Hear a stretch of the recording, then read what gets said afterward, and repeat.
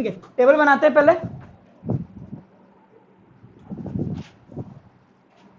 अच्छा,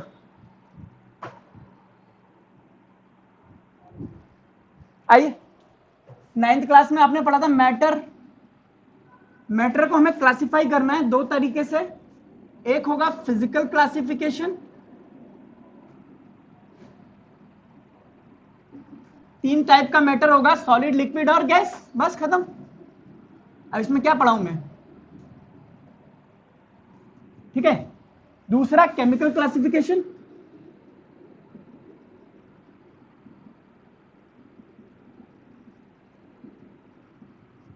chemical classification में इसने दे रखा है प्योर सब्सटेंस और मिक्सचर, दो टाइप का, प्योर सब्सटेंस और मिक्सचर।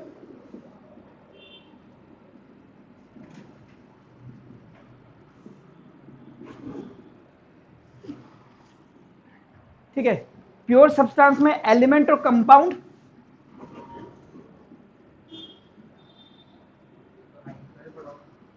हाँ वही तो चीज है और क्या। एलिमेंट, जितने भी आपके 112 एलिमेंट पीरियोडिक टेबल में खोजे गए वो सारे एलिमेंट है। आयरन एक एलिमेंट है, कॉपर एक एलिमेंट है, ठीक है, तो वो सारे आपके एलिमेंट कहलाते हैं। ठीक है, तो contain atoms of similar kind, लिखते चलो, एटम्स ऑफ सिमिलर काइंड।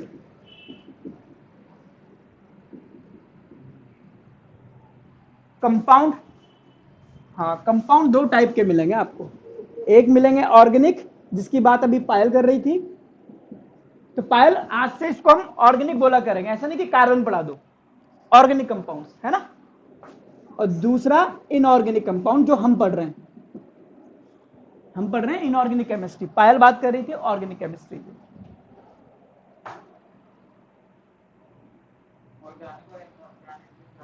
बता दो, 10th क्लास में जो कार्बन कंपाउंड चैप्टर था ना वो ऑर्गेनिक था, बाकी सारे इनऑर्गेनिक थे। ऐसे कंपाउंड जिसमें कार्बन और हाइड्रोजन के साथ साथ कोई एक हेटेरो एलिमेंट हो या ना हो, ऑर्गेनिक कंपाउंड कहलाता है। बेसिकली ऑर्गेनिक कंपाउंड स्टार्टिंग में उन कंपाउंड को कहा गया जो कि लिविंग सिस्टम में मिलते थे, बाहर नहीं मिलते थे, बाहर उसको बना भी नहीं पाते थे आप।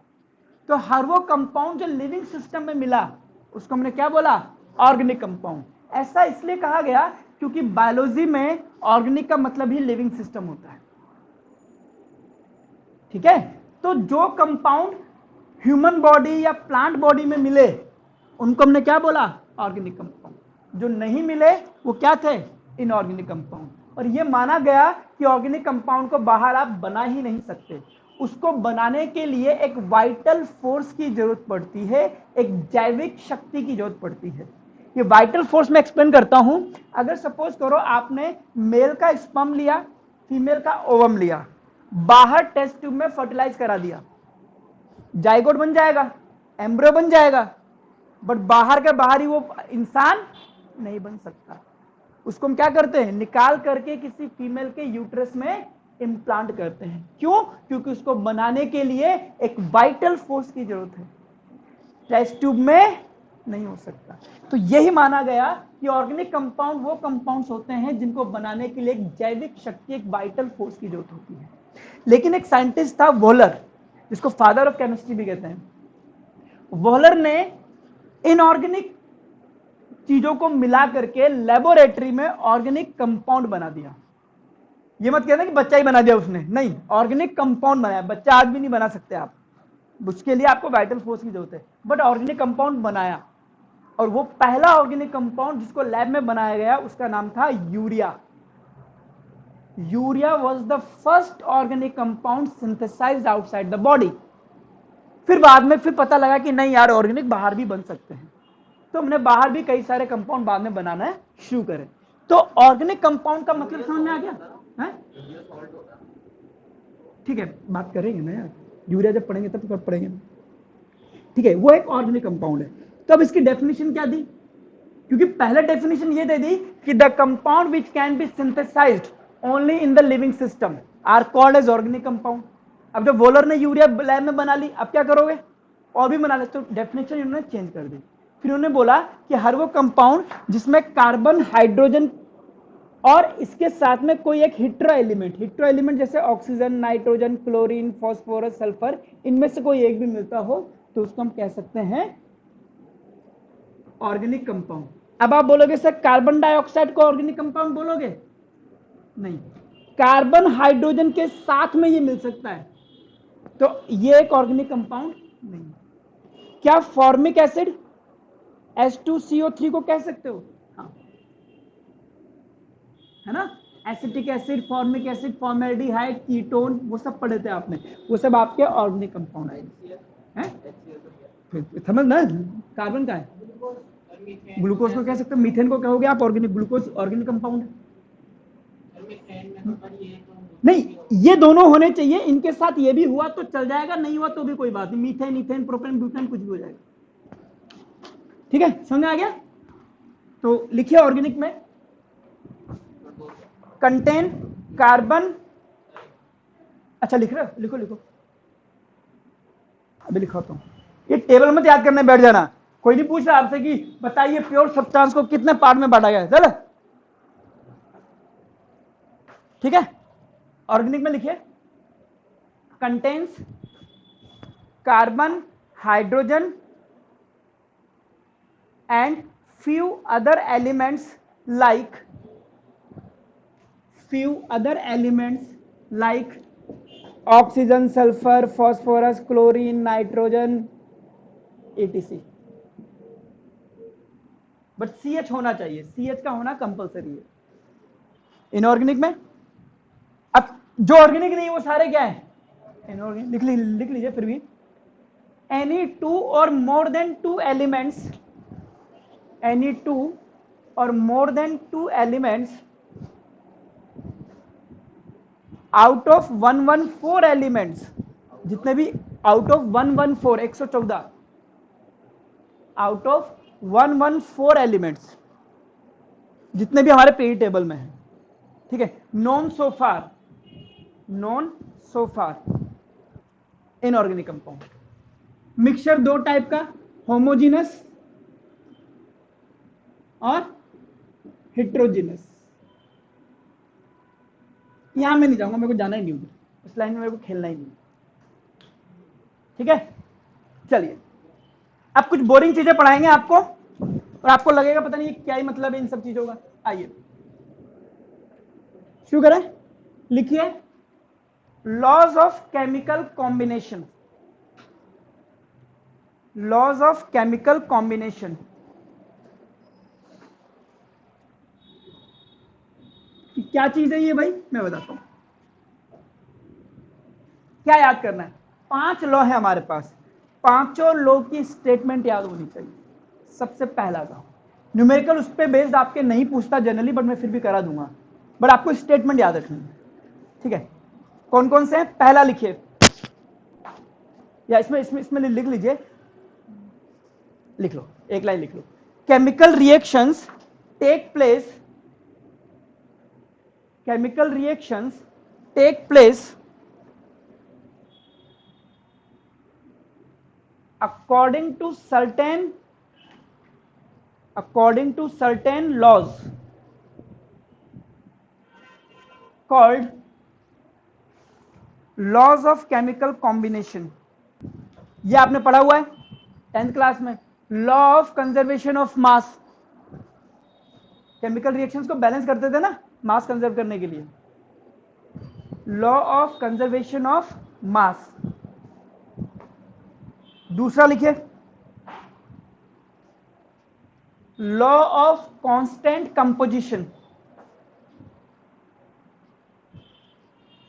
Law of constant composition.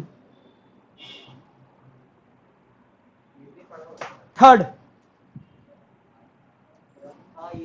Law of multiple proportion. Law of multiple proportion. Fourth, law of combining volumes.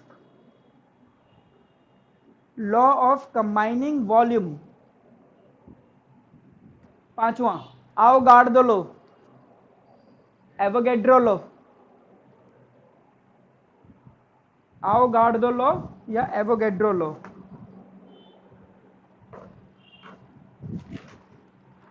तो सबसे इजी वाला पढ़ाते हैं सबसे पहले, law of conservation of mass. Heading डालिए, क्या कह रहा है?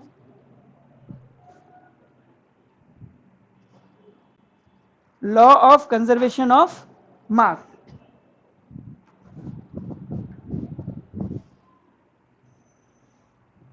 लिखिए इसमें वही घटिया line, law it only can, वही ना, energy can not be produce, can not be destroyed, वैसी लाइन लिख लीजिए। In all physical and chemical process, लिखिए, in all physical and chemical reactions the total mass of reactant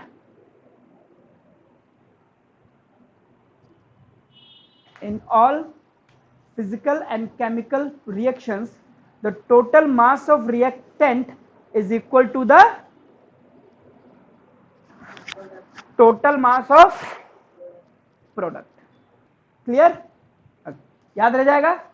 question कर लो इस पे, मैंने कहा मैं एक एक न्यूमेरिकल कराता चलूंगा। क्वेश्चन भी लिखिए। क्वेश्चन है 4.9 gram potassium chlorate KClO3, potassium chlorate पता ही होगा, KClO3 ऑक्सीजन बनाने काम आता है। when heated produce 1.92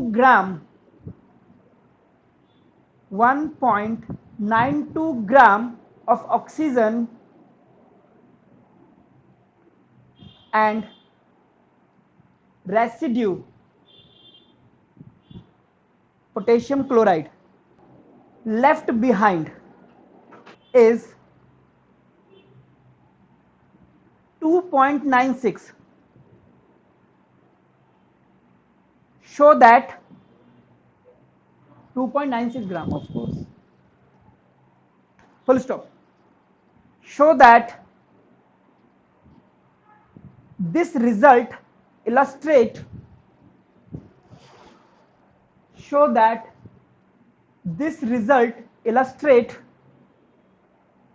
law of conservation of mass. Law of conservation mass पढ़ के देखिएगा क्या कह रहा है ये।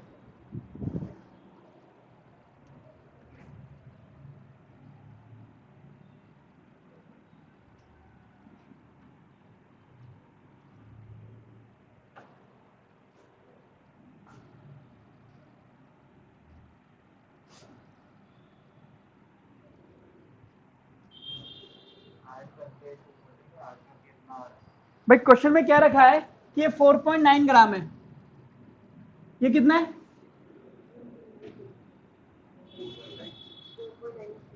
2.96, और ये कितना है? 1.92। दोनों का ऐड करो कितना आ रहा है?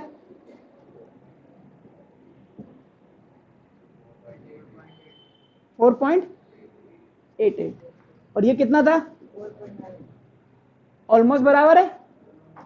जो रिएक्टेंट का मास है कि सर 0.02, अबे वो तो रिएक्शन में थोड़ा बहुत चलता है एक्सपेरिमेंट में, तो ऑलमोस्ट इक्वल टू 4.9, कम कह सकते हैं रिएक्टेंट का टोटल मास प्रोडक्ट के टोटल मास के बराबर है। इलस्ट्रेट कर रहा है भाई, खत्म, लिख लो। Thus it obeys law of conservation of mass, खत्म। ठीक है, चलिए इसमें एक नोट लिख, एक्सेप्शन लिखिए। केमिस्ट्री में ही तो एक्सेप्शंस होती हैं।